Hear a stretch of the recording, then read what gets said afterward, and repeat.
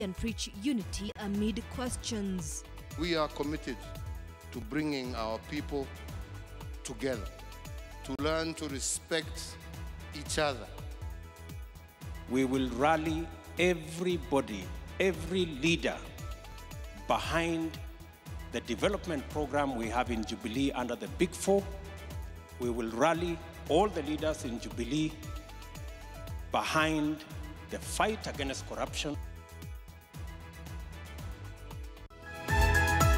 NTV Weekend Edition with Zaynab Ismail. We're glad you could join us. Our sign language interpreter this evening is David Agondoa.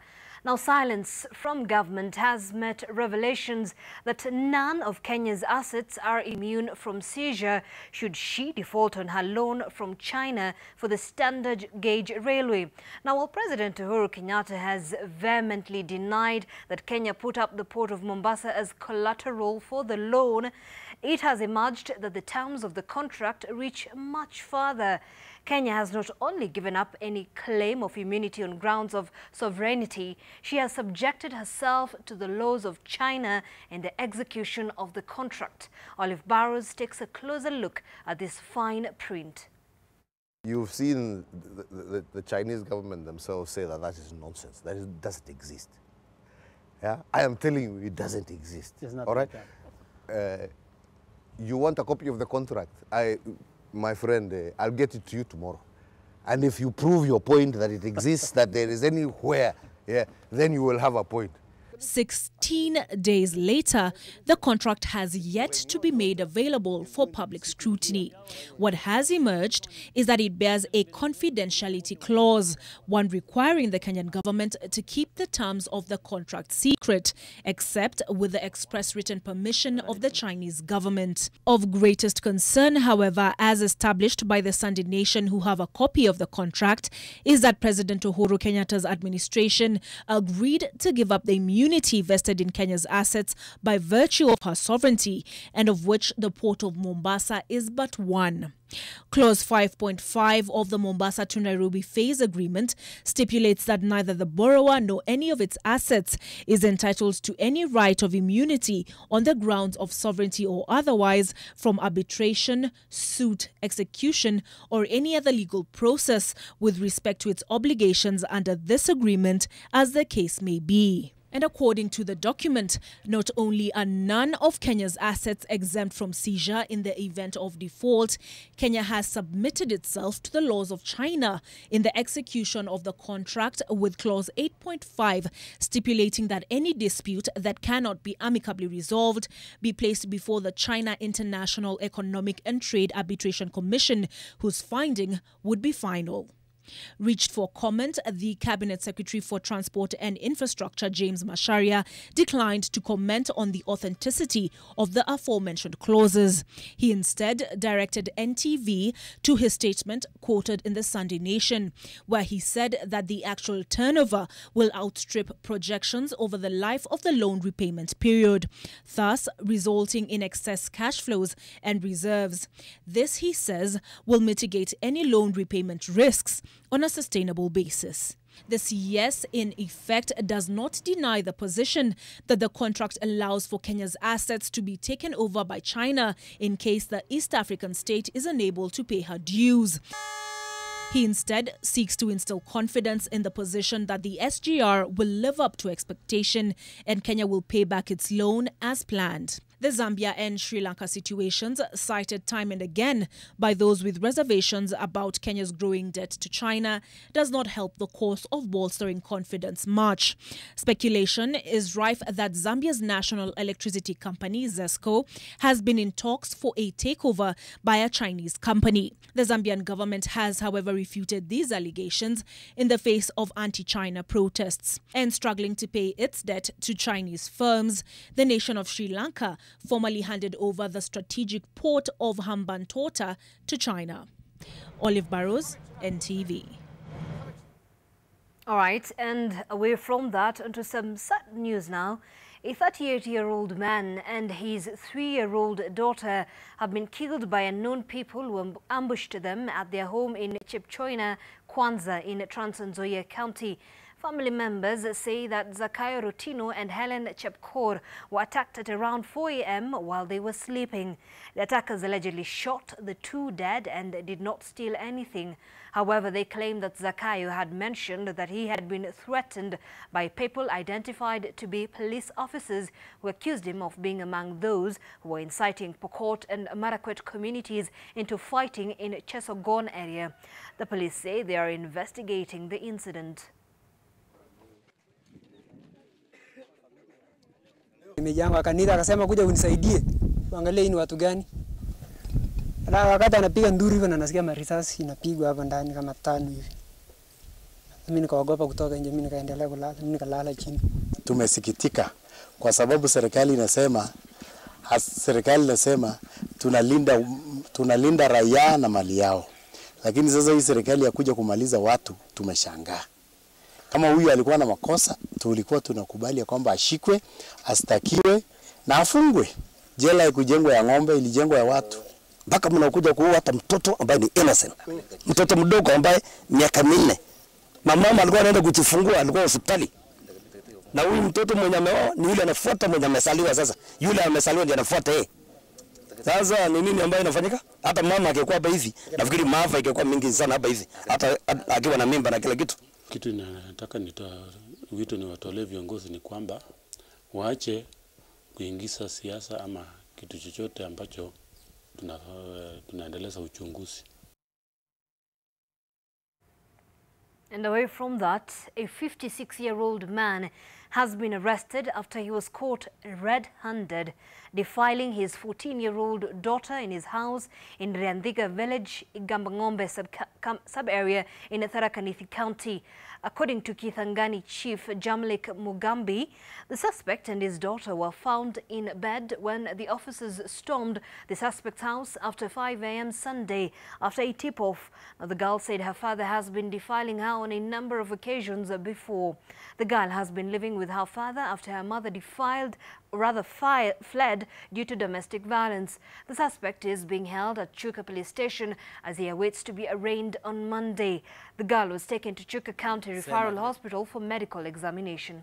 Mapema tuweke mtego tuone kama tutaweza kupata huyo mzee. Tulifaulu kukuta akiwa ndani ya nyumba yake, anaendelea kulala na huyo msichana kwa kitanda kimoja, na alipoamulizwa na chief kuamuka na akaturequest tumkubalie avae suruali.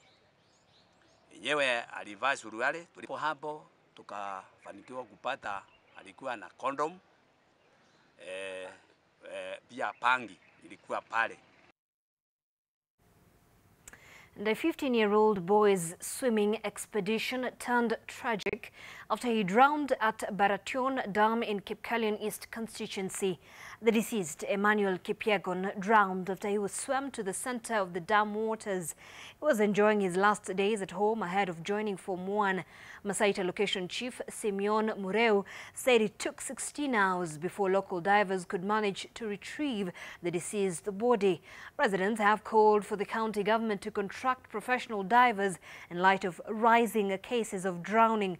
According to locals, the latest death brings to 3 the number of young people who have died at the dam in just the past year.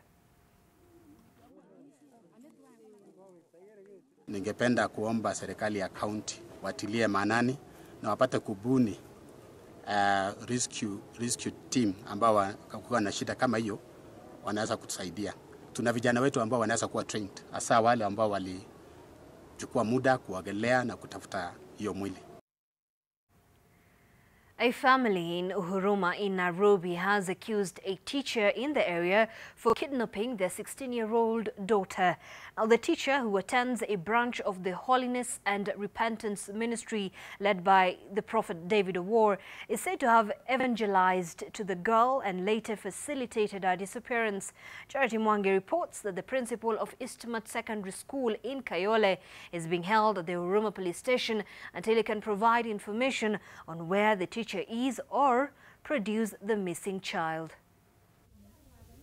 A family engulfed in worry. The family of Hadija Mohammed say that their 16-year-old girl was brainwashed by her school teacher, who influenced her to join the church which she attends, a branch of the Holiness and Repentance Ministry led by the widely known prophet David Owuor. Akiniambia baba, mimi niko kwa dini fulani, silazimishi mtu. Hakuna dini ya kulazimisha mtu, mimi silazimishi kupenda kwake. Yeye angenijulisha, hata hiyo madam angenijulisha, lakini yeye ni magaidi. Mimi naandika yeye kama magaidi.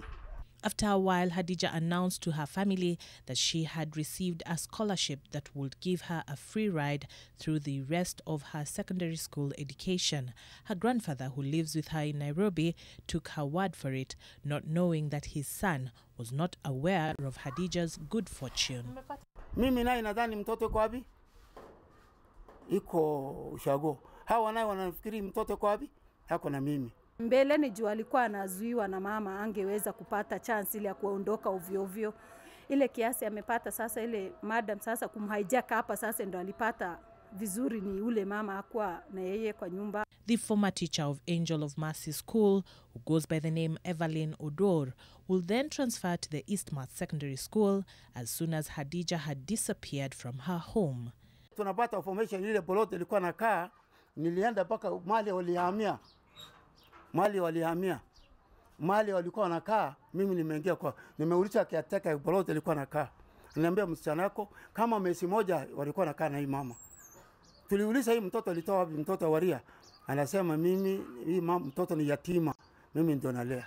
The family's visit to Eastmart Secondary School will then be met with yet another disappointment, as teacher Evelyn would yet again evade their trap. In her place, the family demanded the arrest of the principal, whose family now maintains he has nothing to do with the alleged abduction, as the police continue holding him to assist with the investigations. The teacher came with the documentation, well qualified, and we employed.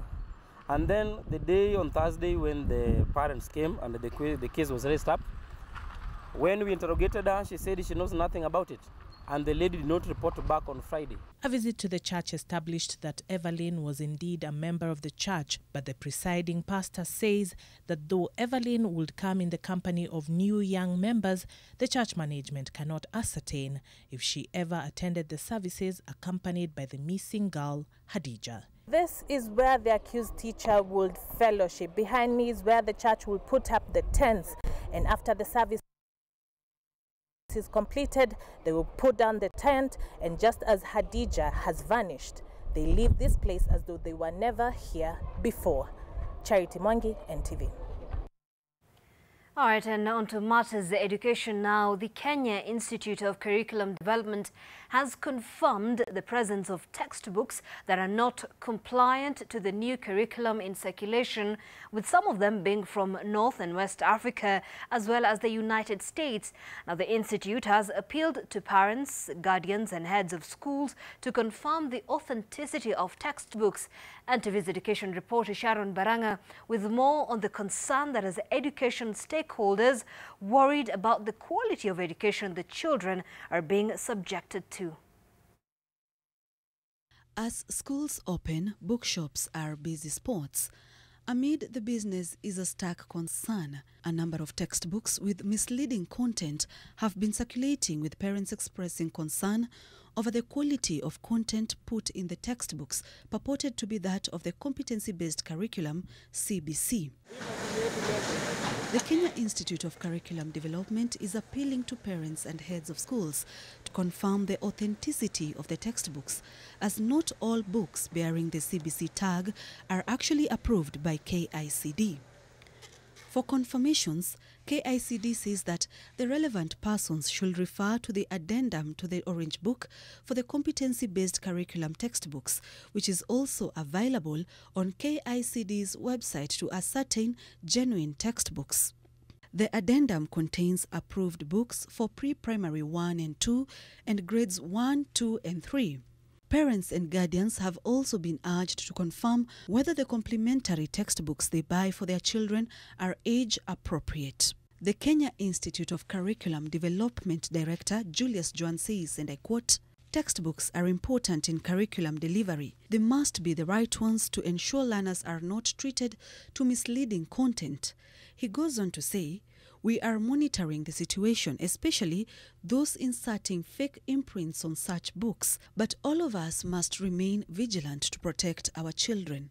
End of quote. Juan also notes that some unscrupulous traders might take advantage of the introduction of the competency-based curriculum to sell substandard books. He says some of the books with unapproved content have been established to have originated from as far as Egypt, Ghana, and United States of America. Sharon Baranga, NTV. All right, and on to some politics now. President Uhuru Kenyatta is insisting on political tolerance and unity among Kenyans in an effort to achieve development in the country. Now, speaking at the Ridgeways Catholic Church, the president asked politicians to tone down on the political rhetoric. But a decision to leave the church before his deputy spoke and not having recognized his presence while at the podium has set political tangs wagging, trying to make sense of what is happening within Jubilee Party. And TV's Kennedy Mureithi reports on this unfolding. President Uhuru Kenyatta and his deputy William Ruto sat side by side in church and occasionally exchanged banter as Mass was on. It is the second time they are meeting, at least publicly, since a crisis was reported in the Jubilee Party, pitting the DP's supporters against a section of members who do not want to see him ascend to power in 2022. On Saturday, they were together at the wedding of Meru Governor Kiraitu Muronge's daughter in Karen. Their message in church today was in line with that of the cardinal's preaching, but it was delivered at different times. President Kenyatta spoke first when he was called to the podium to receive a gift that the church had for him. In his short speech, he did not recognize his deputy, relegating him to one of the faithful, but specifically recognized his mother, Mama Ngina Kenyatta, and women politicians under the Embrace movement who were dressed in white and pink. We are committed to bringing our people together, to learn to respect each other, to learn to live with one another, because this is surely the only way we can drive our development agenda in this country. The handshake is bringing every other Kenyan into the fold so that we can together work as Kenyans. He then left in a huff as it was said he had another meeting to attend to. President Uhuru's move to leave before his deputy had spoken, or not having invited him to the podium to say a word in his presence, is being interpreted differently in the political circles. Bishop wetu wa Eldoret alikuja kwangu akanifundisha something I never learned in any other church, that you can actually say the Lord's Prayer as many times, especially mambo kikiumana, unasema mara saba. Some politicians opposed to DP Ruto's 2022 bid, who had accompanied the president, did not go back to the church after President Uhuru left. Nonetheless, the deputy president stayed back and vowed to bring together the Jubilee Party amid talk that it may be on its deathbed.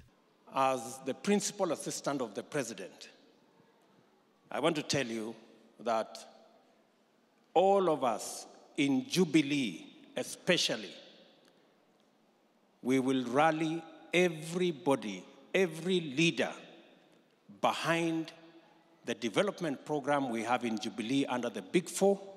Straight after the Mass, DP Ruto, accompanied by a host of Mount Kenya MPs from the region, left for another assignment in Naivasha, where another 30 legislators were in attendance, in what seemed to be a show of support from the expansive region amid the increasing tones of division. 2022 politics and the state of Jubilee Party dominated.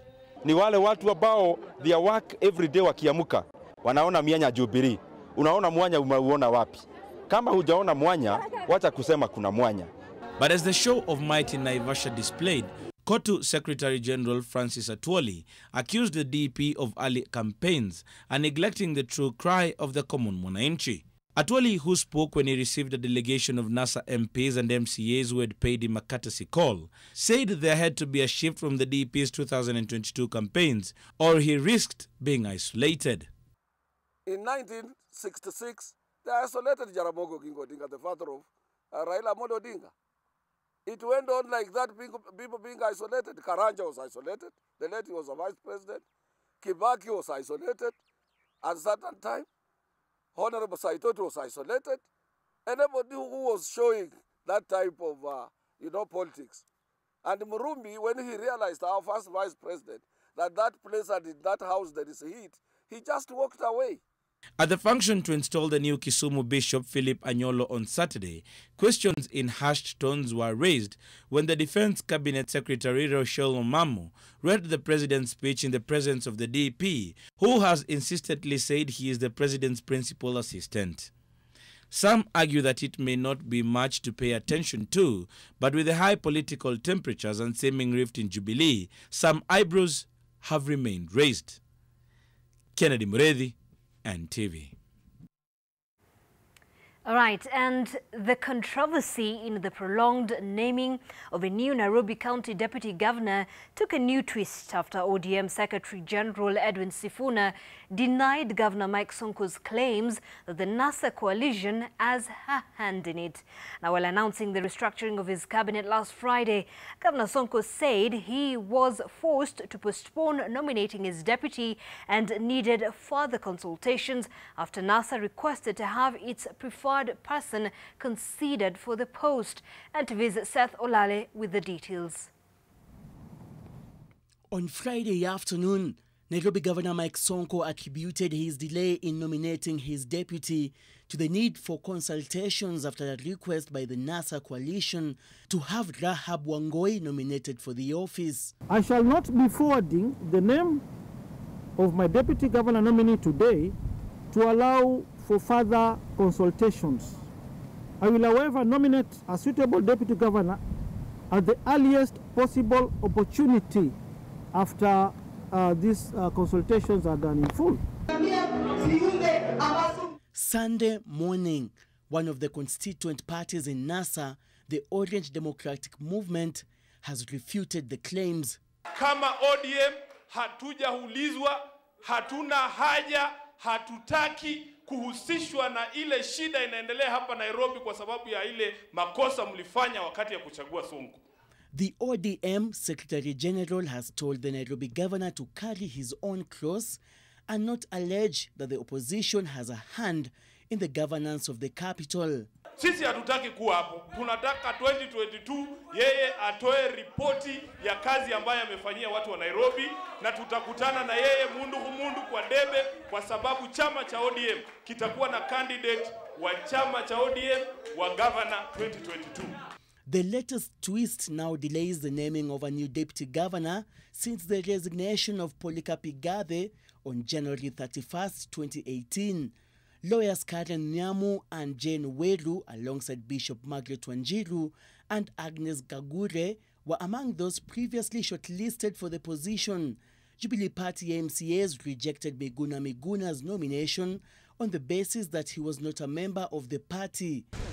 Political commentators argue that the governor might be deliberately refusing to name his deputy as a way of self-preservation against having someone to outshine him, a matter he has been said to not accommodate or fearing an ouster through the county assembly.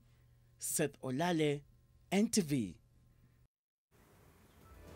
All right, thank you so much, Seth, for that report. We're going to take a very short break here on NTV Weekend Edition. But you remember, our dry jokes never run dry. We'll come back. I'll be telling you how billboards talk. You want to stay tuned.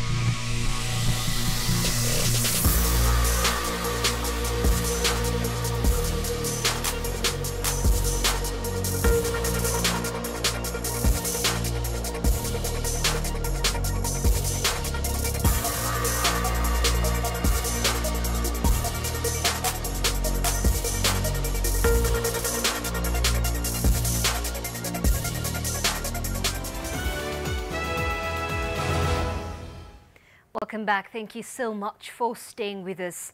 Now, a 76-year-old man has died in Mombasa after he was attacked by a neighbor and his 2 sons for chasing their cattle off his land where they were grazing. He was in ICU for the whole day, and news just in is that their man has passed away. The dispute started after the neighbor sent his livestock to graze at Karagu's land in Kondeni, Kwale County. Lungalunga OCPD Benjamin Rotich says that the neighbor and one of his sons have been arrested and set to appear before a Kwale court on Monday. The second son is still on the run. The family has called on the police to put further efforts and bring the third attacker to book, saying that from the injuries it is evident that the attackers were out to kill him. Nataka haki itendeke kwa sababu si babangu alitoka kwa shamba lake akaenda kuchokozana. Hao walikuja hapa wakampata kwake.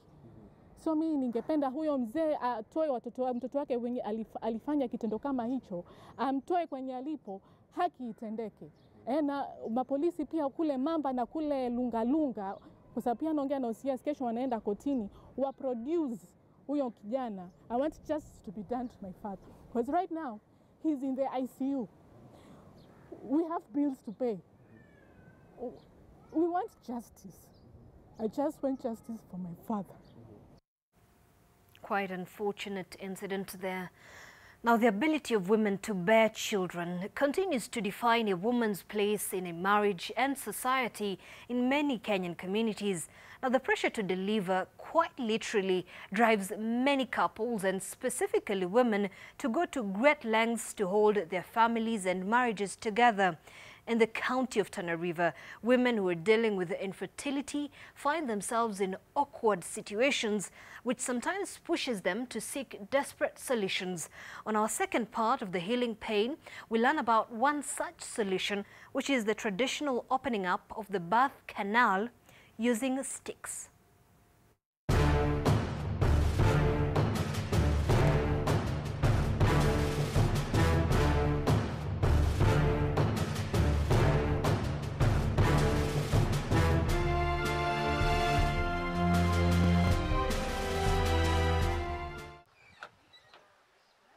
This is Salma Bakari and her husband Mzee Bakari at their home in Marereni Town, Kilifi County.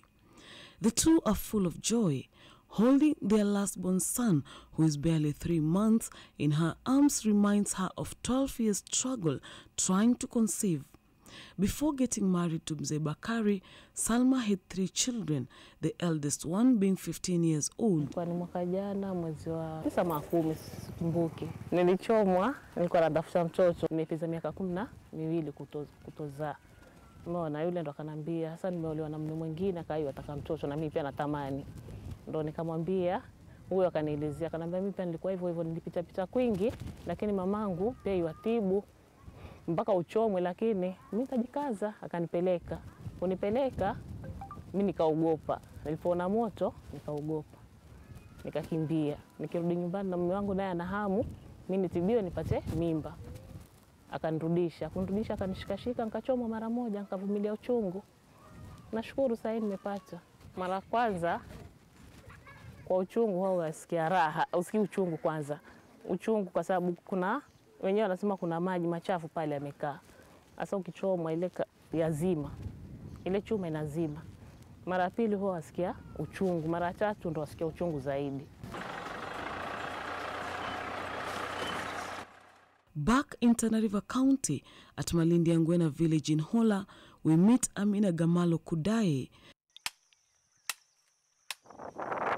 Amina is carrying 2 sticks, which she has just cut from a special tree known as muhumbi in Pokomo language. These 2 sticks are the tools her mother used to create for her a birth canal so that she could conceive. This is after suffering infertility issues for close to 7 years in marriage. Yani alinipima, alafu ndo akaanza tiba ya kunikanda. Ile mwanzo ambao aliponikanda, nimeendelea hivyo mpaka leo. Nishafikisha watoto 6. Wasichana 3 na wavulana 3. Amina's mother is a traditional birth attendant. However, she also helps women with infertility issues here in Tana River. She is 85 years old, but that has not deterred her from doing her work, which she strongly believes that it is a skill that only God can provide. Hicho ni kipawa chake, kwa sababu katika hiyo kujifunza hakuna mwingine ambaye amekijua katika hiyo mafunzo, ni yeye peke yake. Hii kijiti ambao anakuweka hii nyumba ya uzazi, akishapima nyumba ya uzazi, akishaipima hiyo nyumba kwamba hiyo nyumba iko lakini imefunga, hakuna alama, lakini hiyo nyumba ya uzazi iko, ndo mamangu sasa hutumia kile kijiti kutoboa. Sasa akishatoboa paka ndani, hiyo kutoboa huwa anatumia hii vijiti viwili, kama hili ambalo ni lembamba na hili moja ni kubwa. Sasa anaanzisha na hili nyembamba, kwanza aweke alama ya kutoboa. Akishamaliza anatumia hili kubwa ili iwe ile nafasi iwe ni kubwa pale kwa nyumba ya uzazi. Hiyo nyumba ya uzazi kufungana, yani hii alama, hii nyumba ya uzazi huwa iko hivi, na kufungana mahali ambao mamangu ambao anatumia hiki kijiti anakiwekelea hapa katikati kwa kutoboa hii nyumba ya uzazi. Na hicho kijiti utakiona paka huku nje ya tumbo, utakidara. Hiki ambao kikiingia ndani huku utakiona na huku juu kwamba hiki ni kijiti. Wacha kukisikia, utakiona hasa ukishika hivi mkono, ukisindilia hivi ndani, utakisikia kwamba hiki ni kijiti. Na hivi vijiti akitumia kama kwa mfano kama mimi ambao ndio mtoto wake ambao amenitumia na hivi vijiti viwili, kama kuna mwingine wa kukanda, naye pia ataenda kumchukulia vijiti vyake viwili vya kumtumia. Na huko kukanda anachukulia kama muda wa wiki kukufanyia hiyo kitu ya kutoboa na hiki kijiti kwa pande ya uzazi. Baada ya siku moja unapumzika, siku ya pili unakuja. Baada ya siku moja unapumzika, siku ya pili unakuja. Wale ambao wanakuja katika hizo shida za kizazi, akikuja akimwanzisha kama ni muda wiki akimkanda, anakaa mwezi mmoja, wa pili anapata mimba. Mimi nimekaa miezi miwili, watatu nikashika mimba ya huyu kijana.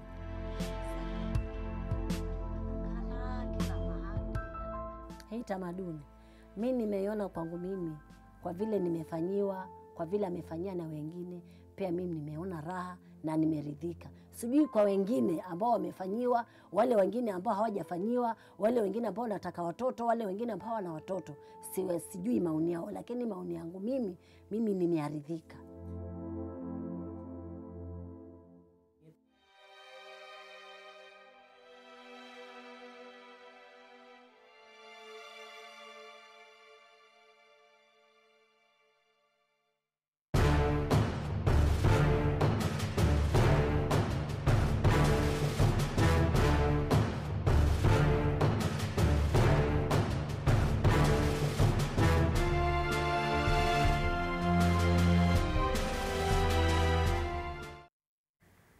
Now, Kisumu County Governor Anyang' Nyong'o was airlifted to Nairobi for doctors at the Aga Khan Hospital in Kisumu, termed as conclusive tests.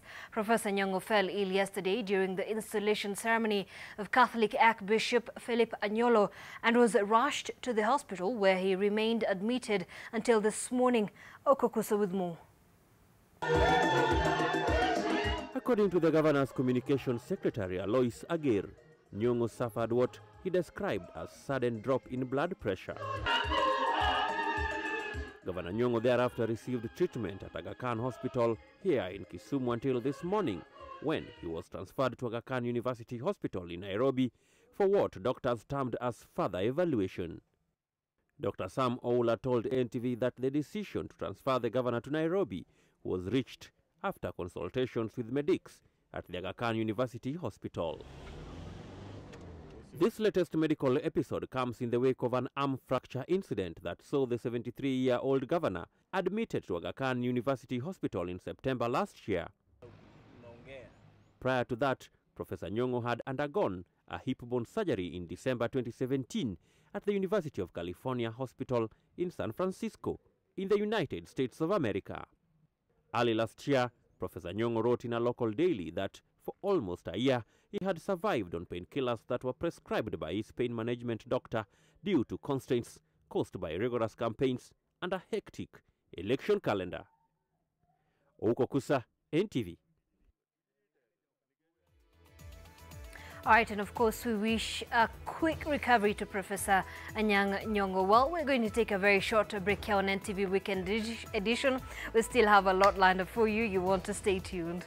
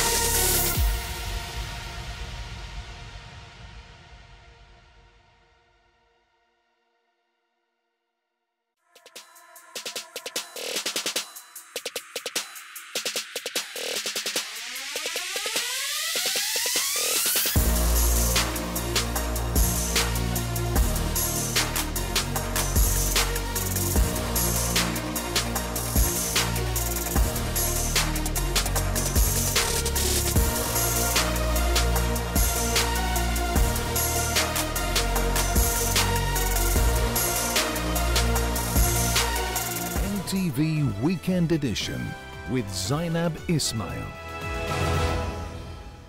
All right, thank you so much for staying with us now. A 38-year-old man has surprised his kinsmen in Makuyu, Murang'a County after coming up with an innovation which he hopes will make life easier not only in his home county but countrywide. Despite dropping out of school and not having any technical training, Efantas Nganga has constructed a makeshift vehicle fashioned after a tractor. Let's go to Murang'a and see the promise held and the innovator with his limited resources. The pool start to rumbles of hope. Efantas Ndungo is increasingly becoming a household name in his home village in Makuyu. His popularity is crossing the county boundaries of Murang'a. Visitors from both near and far flock his homestead, wowed by his innovation which has been pieced together from various machines. Hiyo dip ya nyuma, hiyo nilichukua kutoka kwa scrap metals huko Nairobi. Nikakuja nikaikatanisha ikawa fupi. Kuna shaft iko chini na hiyo bado nilichukua tu huko kwa scrap metals. Engine niliuziwa na mzee mwingine, alikuwa amesema imeharibika, nikakuja nikaiuda ikawa engine mzuri. Gearbox nilichukua huko kwa scrap metals. Hiyo crash ilikula kama miezi 6. He says it has taken him 2 years to come up with this makeshift vehicle fashioned after a tractor. Were it not for lack of resources, he says, he would have taken 4 to 6 months, but users are already enjoying its benefits. Kwanza inavuruta hiyo kama mkokoteni mnaona hapo. Ya pili inavuruta maji, kuna pampu imefungwa mbele yake hapo. Inaweza katakata majani. Hii machine inaweza fanya kazi mpaka ya kulima. He uses it to make work easier in his farm chores, especially drawing water for domestic use and irrigation. The same generator that acts as the vehicle engine is used to pump water from wells, rivers or any water source. Ileta hiyo tingatinga hiyo tulifurahi zaidi, maana yake alifanya hiyo kazi na mkono yake, sio kusaidiwa na mtu. Na wakati tutarudi pale katika hii bunge zetu za county, nitapeleka mjadala ambao itakuwa ikiunga mkono watu wote ambao wako na talent. However, not everyone appreciates its work and innovation. Kuna wengine wanaonanga kama ni upuzi, lakini kwangu mimi naonanga kama nimejaribu. Wengine unajua naweza sema sikutengeneza hizi vitu zilikuwa zinatengenezwa na watoto utotoni wangu kama tiri hivi. He believes where there is a will, there is a way.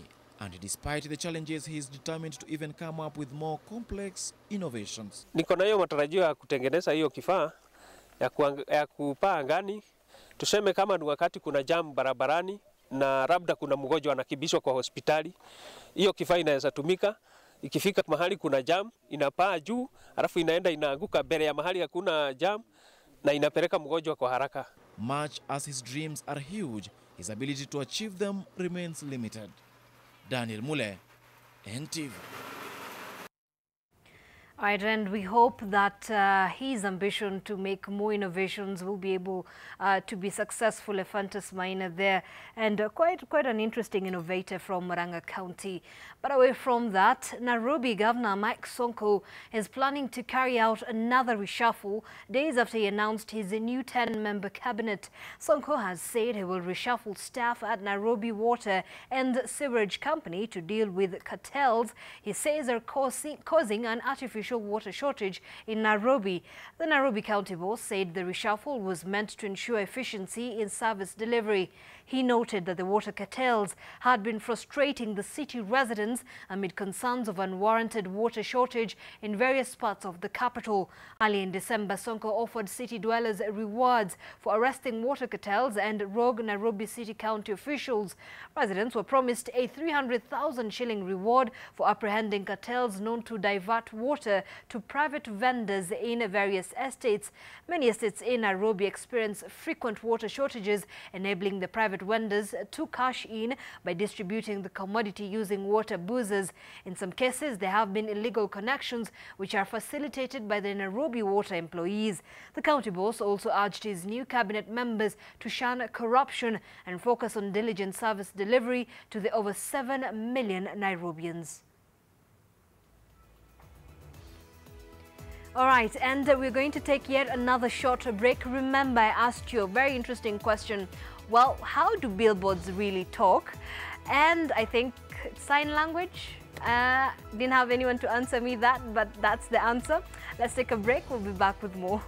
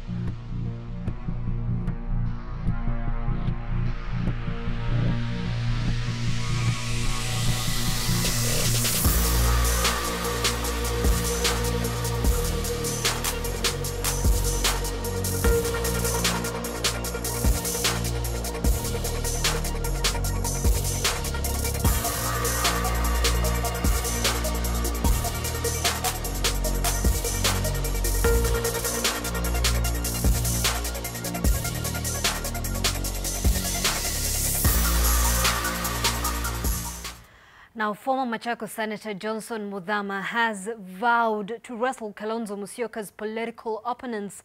He has picked war with Governors Alfred Mutua, Charity Ngilu and Kivutha Kibwana after the heat out at Musyoka. The three governors have once again met at the Ukambani political battle's peak steam. Muthama says there will be a mega political meeting in his Komarek farm to chart the political way forward. Panda kwenye mabega ya Kalonzo siasa ya Makueni na Kalonzo kunisukuma mimi ni kuache wewe usimame, nikijua haufai, ungetokea kama gavana wa Makueni. Mutua nilikukataa kutoka dakika ya mwisho ya mwanzo, na kama Kalonzo angenisikia mimi, Mutua ungekuwa gavana wa Machakos. Nilisema chungeni huyu Ngilu na chama chake cha NAK, na haulizwe kama atafanya kazi na Wiper akiingia. Na kama Kalonzo angenisikia, Musila ndiye angekuwa gavana wa Kitui na Kitui ingekuwa swari. Now, Ford Kenya Party leader Moses Wetangula says he will be on the ballot come 2022, gunning for the top seat. He adds that his party supports the calls for a referendum that will see a new supreme law that will be all-inclusive. The party has already nominated you as truly as a presidential candidate, something I gracefully accepted.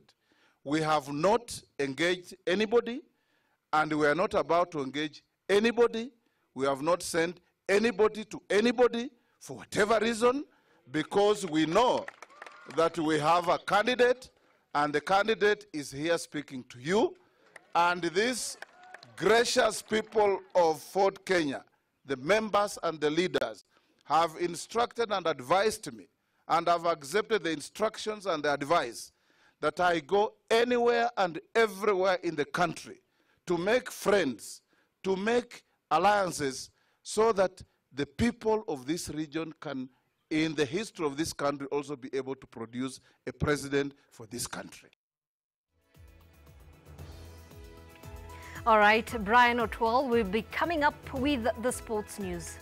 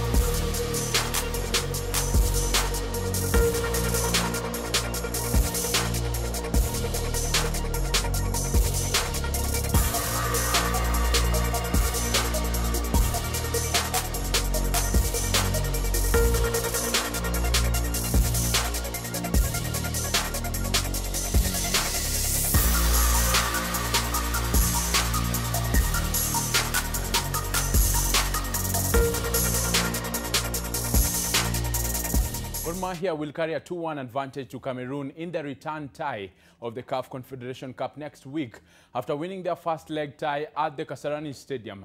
However, they will be wary of the away goal they conceded in their home tie. Gor Mahia edged New Stars the Douala of Cameroon 2-1 in the first leg of the CAF Confederation Cup playoff at the Kasarani Stadium.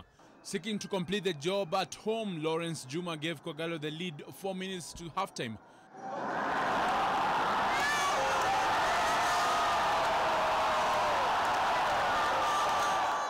before Benjamin Bechem equalized for New Stars in the 72nd minute.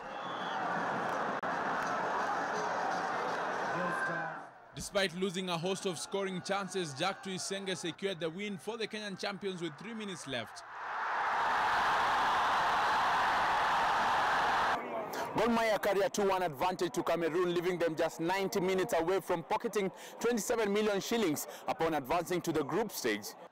Cautious to avoid the mistakes that denied them a slot in the coveted CAF Champions League group stage after bowing out on away goals against Lobby Stars of Nigeria, Gor Mahia will be hoping to take their chances while away in Cameroon in their reverse tie.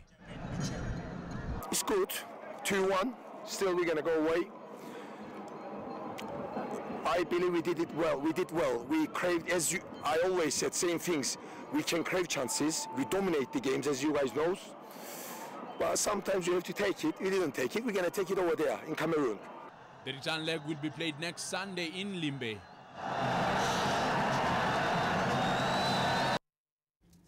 And Kariobangi Sharks beat Western Stima 2-1 to end their 7-match unbeaten run in the Kenyan Premier League in a match played at the Kenyatta Stadium in Machakos. Sharks opened the scoring after only 2 minutes of play through Ugandan George Abege before Harrison Mwendwa doubled their lead at the stroke of halftime.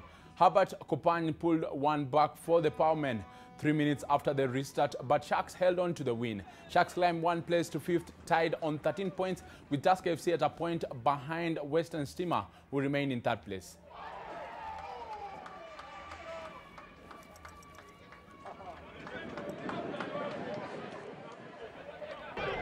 And Enoch Ochieng scored a brace as Ulinzi Stars bagged their first away win of the season with a 2-1 win over Sony Sugar at their Wendo Green Stadium. Maxwell Onyango netted Sony's consolation. The Soldiers climbed to 9th on 9 points as Sony remained 7th on 10 points.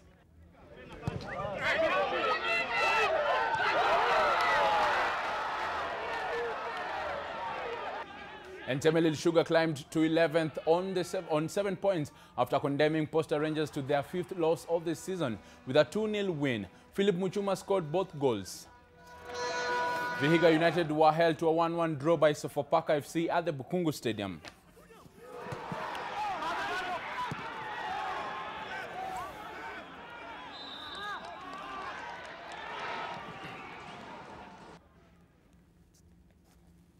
And Blue Saints and Bishop Njenga Girls, both from Lugari, are the Chapadimba na Safaricom Western Region champions. Bishop Njenga triumphed in the girls category after seeing off Kakamega's Ibinzo Girls 2-0, while Lugari Blue Saints came from a goal down to beat the Saints from Butere 2-1 in an entertaining boys final. Aida Waringa has pitched camp in Kakamega for the last few days and brings us this report. Bishop Njenga and Lugari Blue Saints are the Chapadimba na Safaricom Western Region girls and boys champions. Bishop Njenga defended the title, beating Ibinzo Girls 2-0 through second-half goals from Sheila Wikonza in the 53rd minute and a lucky penalty 5 minutes later by Maureen Omende.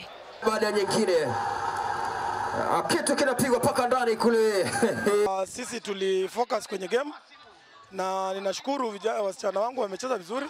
Wamedefend kikombe, walikuwa wanaanza kama defending champions na wamedefend kikombe jinsi ilivyotakana, na naweza sema napongeza timu yote kwa kufanya kazi nzuri kufikia penye tumefika. We came into the match with a lot of confidence and hopes that we are going to win it. But you know the match is determined on the day as you play. We had some hitches, like we had some injuries that has actually caused us not to manage well in this game. In the boys' final, underdogs Lugari Blue Stars came from behind to stand St. Peter's Butere 2-1. The Saints, who came into the final as favourites, opened the scoring in the 38th minute through Atem Kato, his 3rd goal in 2 days.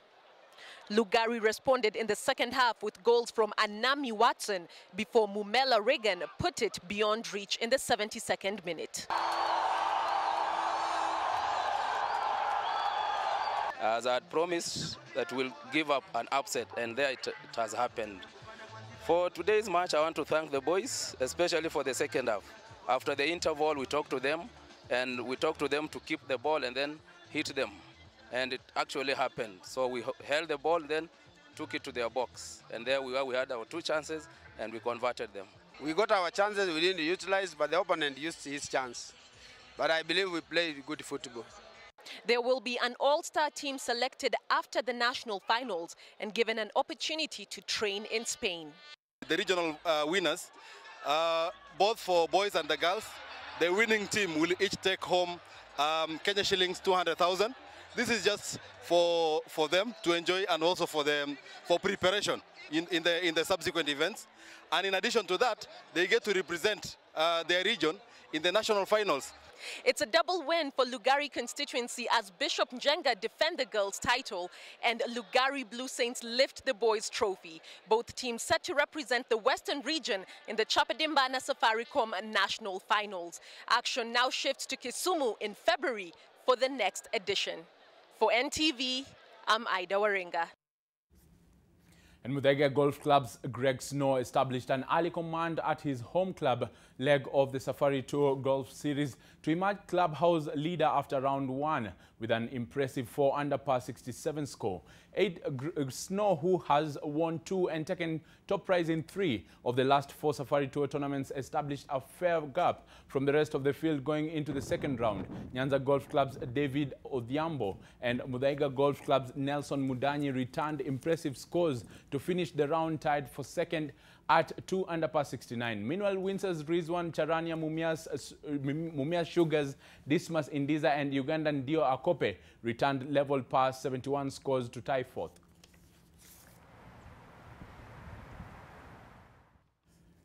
And Baobab Beach Resort and Ocean Spa Lodge, team of the fishermen, tied in first position in the Ngalawa race during the 6th edition of the Diani Ngalawa Regatta and Cultural Festival held at the Safari Beach Hotel in Diani. They emerged winners after leading through to the 3rd round of the race in the competition that showed other 13 teams from various hotels and companies that took part in the race. Group of fishermen sponsored by the Ocean Spa Lodge came in second. Other teams that took part in the event include Base Titanium, Safari Link, Swahili Beach, The Suns Kenya, Leopard Beach, Leisure Lodge, Lantana Galu Beach, Kinondo Kwetu, 420 South DM Tour Safaris, among others.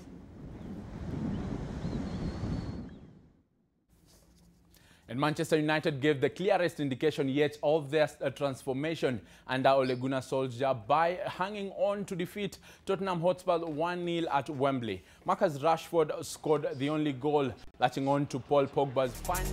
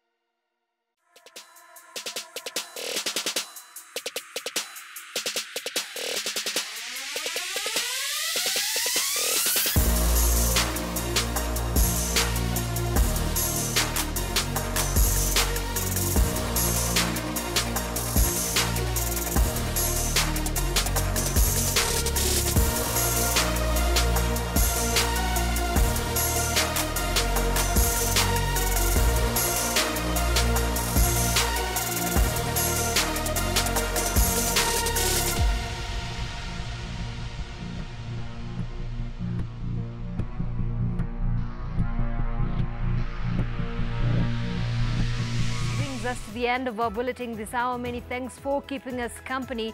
You know, the entire day I've been wondering who cleans the ocean. I mean, we all want to be in, and stay in nice, clean houses, but who cleans the oceans? Then I guessed it right. It's a mermaid. Well, thank you so much for watching. Our sign language interpreter this evening was David Agondoa. My name is Zaynab Ismail. Good evening.